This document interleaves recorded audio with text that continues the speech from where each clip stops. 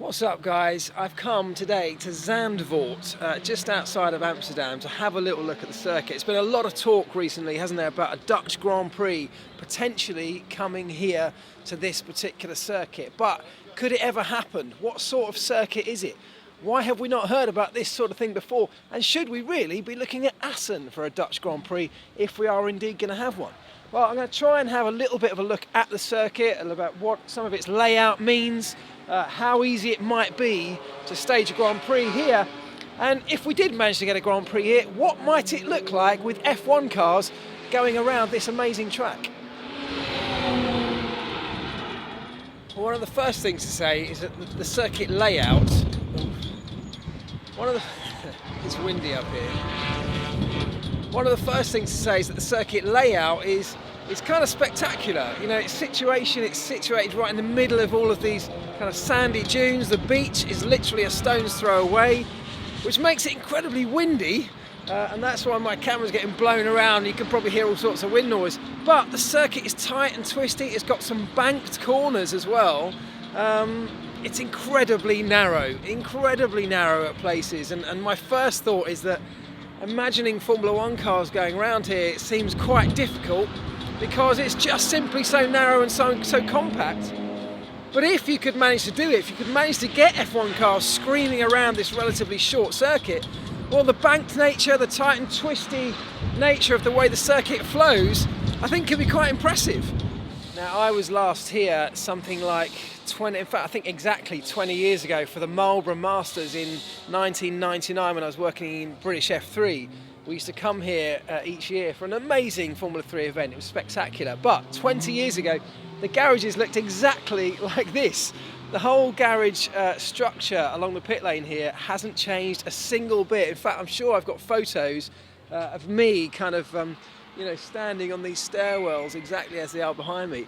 The garage is tiny, really small. There's no way you could fit a Formula One team in here as it is right now.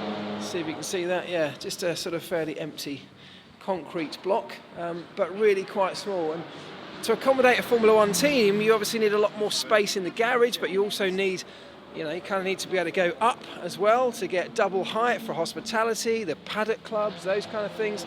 And then in the paddock here, the paddock is relatively small behind me. Of course, you need to be able to not only accommodate everything within the garage structure, but you need to accommodate all the team's motorhomes. And we know how big they are now in modern Formula One. That's a paddock in itself, full of the kind of exotic, enormous temporary structures that the Formula One teams put up. So, not unachievable, but an awful lot of work to make it happen.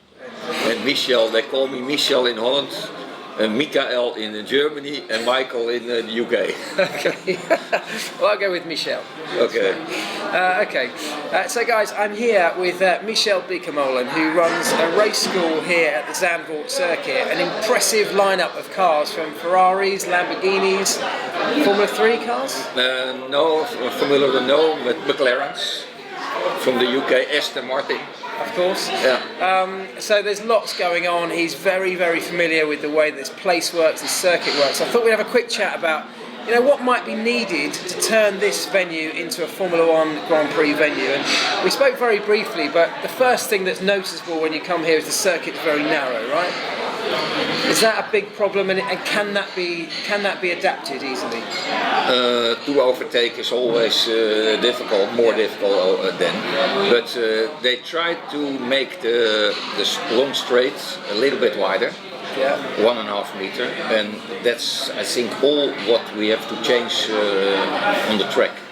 Right, and that's come from Formula One? Yeah, the Liberty Management. So they've come here, they've done a circuit inspection, and they say that's what you need to do? Yeah. Okay. And some other things, of course, maybe a little bit bigger pit boxes. Yeah. They keep this, but they make the backside 4 or 5 meters extra. And okay. That's it. And compared to Monaco, it's not too bad here. Well, look, that's the thing that you have to remember, because we all talk about wanting the perfect scenario for a Formula One Grand Prix, but we do go to places where it's far from perfect, and Monaco is a great example.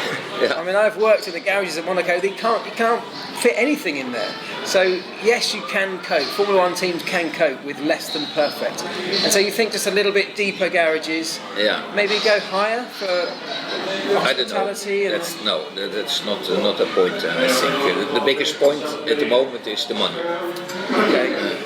So where's that going to come from? They want 20 million, and you have to sign for 5 years. The Prince of Holland, Bernard, and he has to sign for 5 years, and that makes it a little bit difficult because that is a sign for 100 million euros. I know days that I never signed for that that amount. Yeah. But that makes it difficult. But maybe it's already finished. I don't know the last things what happened with the whole deal. But they have to decide before the end of this month. Yeah, which is coming very soon, very quickly. So where does that money come from? Private investors, or can the government get involved? Is the government willing to... You have also money from the entry, of course. The spectators, that's maybe 20 million. When you have a little bit luck with the weather and everything together, it's maybe 20 million, and then you have so a lot of extra cost from everything, and that is the biggest point at the moment, because I think when we have a Grand Prix here again with Max Verstappen, it's from Austria till especially Belgium, it's always full with Dutch people. And that's the point, isn't it? Because you wouldn't struggle to get people to come. So you'd easily get enough people through the gate, but can the circuit cope with that many people? Because at the moment there's not much in the way of grandstands, and I know that from Formula 3 races people just sit on the banks, but can you do that for but you can build just for 1 weekend temporary enough. That's another thing is parking. I think you have to transport the people from Haarlem, a place not far from Zandvoort, by train and by buses and all things like that. But that's all achievable, that's doable if we have the money to be able to facilitate it. I think the money is at the moment that's what the circuit needs. It's always the way, isn't it? Everything around Formula One revolves around money. But it's when I fly back home from a Grand Prix and I look to the window, out of the window, then I see the Learjets from all the teams. They make a lot of money. There is money around. Okay. And what about, imagine if it does happen, we're talking about 2020 perhaps next year, not very far away. So can all those things be done in the time frame that we've got available? They don't ask too much, and that must be possible next year or this winter, coming winter. That is not freezing over here, sometimes a little bit. You can work for 3 months and then you are finished. I think that's not the biggest problem. I don't hope that they do it during the season, because we rent a circuit and we need it for our cooperative days. So it's a great idea as long as it doesn't interfere with your race score. Exactly. All right, well, let's imagine it does happen. Imagine we're in the summer of 2020, the race is around the corner. What sort of Grand Prix would it be here at Zandvoort with banks and banks of orange Max Verstappen fans? For sure. Amazing event. That's the Dutch people are crazy then. I remember my son, he drove the A1 Grand Prix, and he was from fourth till the first place in the race. I never heard so a lot of noise just from the spectators, not from the cars. And that is a special feeling, because Jeroen was the second driver. They take out Jos Verstappen, and Jeroen, they jumped Jeroen in just for the weekend. And then you saw this is your son. Jeroen is my son, and then everybody was in orange, and it was so special. And that was just 80,000 people. I imagine for him that must have been an incredible experience. It was for me. It was also so strange, because the noise from the spectators was more than the cars. I think there's no argument to say that if it can happen, it'll be a spectacular event. The popularity of Formula One in the Netherlands has just boomed, hasn't it? With Max Verstappen's rise, Formula One has gone crazy here. So I think it will be a spectacular event. So I hope it happens. Let's keep fingers crossed, eh? Yeah, I hope also, because it must be nice to do it. It's 85 was the last Grand Prix. It's a long time ago. I remember because I was driving in one of the supporting races. Yeah. And it was always special. It was more special than all the other Grand Prix. I don't know why, but maybe the track in the yeah. Well, this place has history as well, doesn't it? Yeah. Like you say. So it'll be great. It'll be amazing if it can happen. So I hope it happens for everybody here in Holland. I think it'll be a spectacular event. So, Michel, okay. Thank you very much. Thanks. It's really narrow. That's the biggest problem for me. Is it's really narrow. You can imagine kind of two Formula One cars side by side being really problematic. But having said that, a qualifying lap around here would be absolutely spectacular. So there's the main grandstand behind me. Obviously we're going to need more grandstanding to fill hundreds of thousands Max Verstappen fans all wearing orange in here. But at the moment, the way these things work, when big events happen, there are people sitting all around the grassy banks, and I kind of quite like that. It's very non-Formula One, but why not? The circuit though is like a roller coaster. It's unbelievable, up and down, narrow but tight, twisty, banked elevations, cambers all over the place. Sorry, the camera's getting blown all over the place here. It's so windy. And then just look over this side, because it just continues in like a corkscrew type arrangement here, where look at it behind me. You can imagine, and the noise and the sound and the vibrations, imagine the sights of 20 Formula One cars trying to work their way around this tight, twisty circuit. I mean, there's not enough room for it, but just imagine if we could make it happen. Even the final corner heading back onto the start-finish straight just over here is quite heavily banked behind me, so you can imagine the sort of slingshot that you could get onto this start-finish straight. It is a short start-finish straight, so things like DRS are pretty limited in what you could do within Formula One. But look, this may not be the perfect venue. It may have loads of things that on the face of it look like there's no way you could hold a Grand Prix here. But that's only if you compare it to what most modern Grand Prix look like. Do they have to look like that though?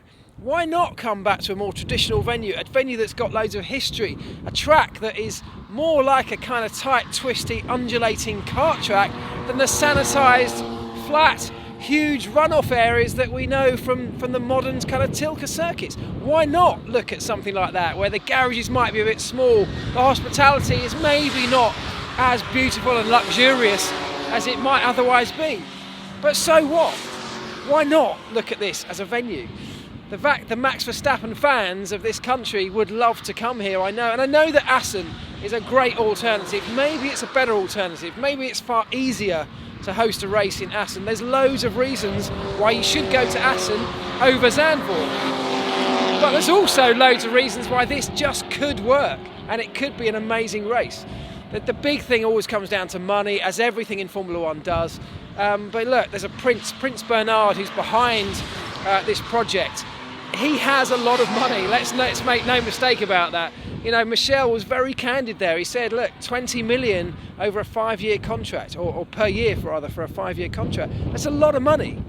But there is money around. There's money to fund this. It's just about getting it from the right places. I'm sure the Prince who's behind it wants to minimise his own investment as much as possible. So I'm sure he's saying he's got no money. There's a deadline coming up for the exclusivity agreement at the end of this month, 31st of March.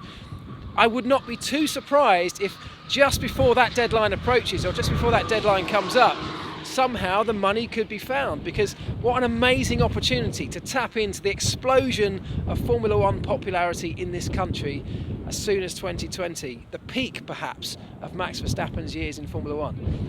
It's interesting that Michel was saying that from Formula One's inspection of this circuit, very few changes really needed, in terms of only about 1.5 meters wider on the pit straight, the start-finish straight, and the garages here. What he was saying is that they've actually only really requested that they make them a little bit deeper. So building on slightly to the back of the garages behind me, they don't necessarily have a requirement to go bigger and higher in terms of hospitality. It's just about accommodating the space for the team. So for me, that's interesting, and it's nice that he referred to Monaco as an example that, yes, Formula One teams can cope without the perfect situation. They won't like it, but they can cope with it. So from that perspective, maybe, just maybe, something could happen here. I always hoped to try and get some laps of the circuit in today, and the plans that I had made before coming here kind of fell through. My friend Frank, who brought me down here to Zandvoort today, was parked in the car park 10 minutes ago, and somebody bumped into his car whilst it was parked, scratched the side of it. Terrible news, really upsetting for Frank, but as a result of that, the guy who hit his car has kindly offered to take me on some laps of the circuit. So my new best friend Mark, who scratched my friend's car but kind of worked out for me, is about to take me on some laps in his race-prepared BMW. So I will get to show you what the Zandvoort circuit looks like, and maybe even talk our way around a lap. Yes? Yeah, we're good.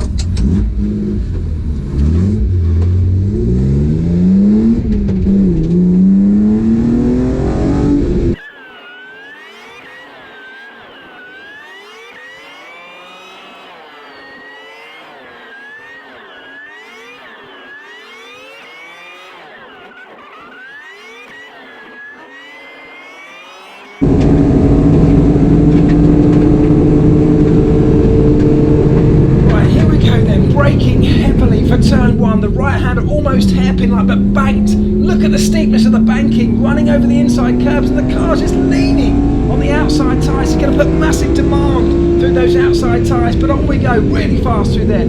Up it goes, up and down, sweeping left and right, over a crest, still the corners, banking, cambering in different directions, clipping the inside curb and letting it run out wide over the exit curb. There's nothing outside of that, just gravel and barriers, and that's what I love about this place. Flat out all the way through here. In a Formula 1 car, this will be flat all the way, up and down again. Through this, it's narrow through here, using the inside curb there to overtake.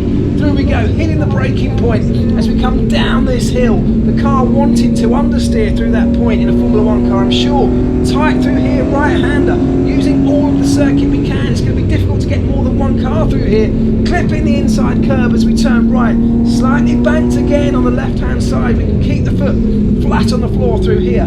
Slowing then, heavy braking right through here, nice and wide. This right-hand corner, let the car use all of the width of the circuit. Really wide through here, in fact. We can get plenty of Formula 1 cars through here. This is no trouble. We're weaving our way through here. There's only a little gap for us, but we're going to make the most of it. Flat out again then, rising, climbing up the hill. Here we go. I don't know where the braking point's going to be. We're looking for it. There it is. Hit the brakes, turn in, use all of that curb on the inside, flick it straight over to the left, hanging on. This corner goes on forever, and then running it all the way out to that exit curb again before we get flat on the throttle and down this little short, sharp straight, down the hill. We turn right again, more banking, loads and loads of grip. The tyres are going to be under serious strain through these parts of the circuit. Up we go again. It really is like a roller coaster through here, through the cutout in the sand dunes almost. Either side, imagine that full of orange clad Max Verstappen fans. We've gone through a tiny gap, and that ends the lap. We're going to do it all over again. My goodness, I love this circuit. I could do this all day long.